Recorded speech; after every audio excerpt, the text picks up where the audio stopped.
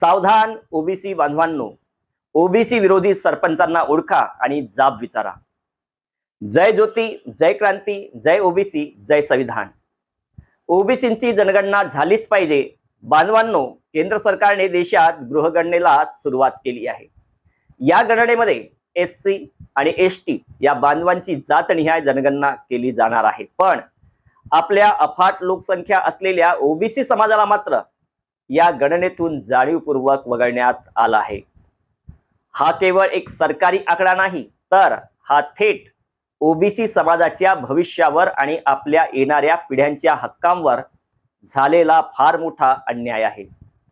जर आज आपली अचूक संख्या समोर आली नाही, तर भविष्यात आपल्या मुलांना शिक्षण, नोकऱ्या आणि हक्काचे आरक्षण कसे मिळणार याचे भयंकर दुष्परिणाम आपल्या येणाऱ्या पिढ्यांना सोसावे लागणार आहेत. भंडारा जिल्ह्यातून लढ्याची ठिणगी पडली असून आपल्या न्याय हक्कांसाठी जनगणनेत ओबीसींचा स्वतंत्र रकाना समाविष्ट व्हावा यासाठी भंडारा येथे ओबीसी संघर्ष कृती समितीच्या वतीने 11 मे पासून तीव्र साखळी उपोषण सुरू केले आहे. या लढ्याला बळ देण्यासाठी भंडारा जिल्हा सरपंच संघटनेने अत्यंत स्वाभिमानी पाऊल उचलत या अन्यायकारक जनगणनेवर थेट बहिष्काराचे पत्र जिल्हाधिकारी सावंतकुमार यांना दिले आहे. तालुका सरपंच संघटनांनीही या बहिष्काराला जाहीर पाठिंबा दिला आहे. पण काही घरभेदी सरपंचापासून सावध राहणं आवश्यक आहे. एकीकडे संपूर्ण जिल्हा ओबीसींच्या अस्तित्वासाठी रस्त्यावर उतरला असताना आपल्या समाजातील काही सरपंच आणि ग्रामपंचायती मात्र सुस्त आहेत. लक्षात ठेवा, ज्या गावातील ग्रामपंचायती आणि सरपंच आपल्या हक्काच्या ओबीसी जनगणनेचा ठराव आपल्या ग्रामसभेत मंजूर करणार नाहीत, त्यांना ओबीसी विरोधी समजण्यात येईल. स्वतः ओबीसी असूनही जे सरपंच समाजाच्या पाठीत खंजीर खुपसत आहेत, अशा नकली ओबीसी सरपंचापासून, तसेच जे ओबीसीच्या भरोश्यावर निवडून आलेले आहेत अशा सरपंचापासूनही आपण सावध राहावं. जे सरपंच आज आपल्या समाजाच्या पाठीशी उभे राहू शकत नाहीत, त्यांना उद्या आपल्या दारात उभे राहण्याचा कोणताही अधिकार नाही.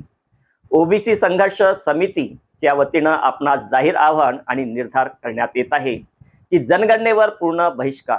जोपर्यंत ओबीसींची जातनिहाय जनगणना होत नाही, तोपर्यंत केंद्र सरकारच्या या गृहगणनेवर प्रत्येक ओबीसी बांधवाने पूर्णपणे बहिष्कार टाकावा. सरपंचांना जाब विचारा. तुमच्या गावच्या सरपंचाला तात्काळ भेटा आणि विचारणा करा की त्यांनी ओबीसी जनगणनेचा ठराव घेतला की नाही. जर घेतला नसेल तर त्यांना उघडे पाडा.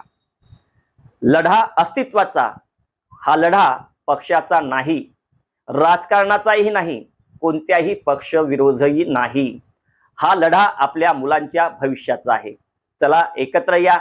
अन्यायाविरुद्ध आवाज उठवा. ठराव नाही तर मत नाही, जनगणना नाही तर सहकार्य नाही.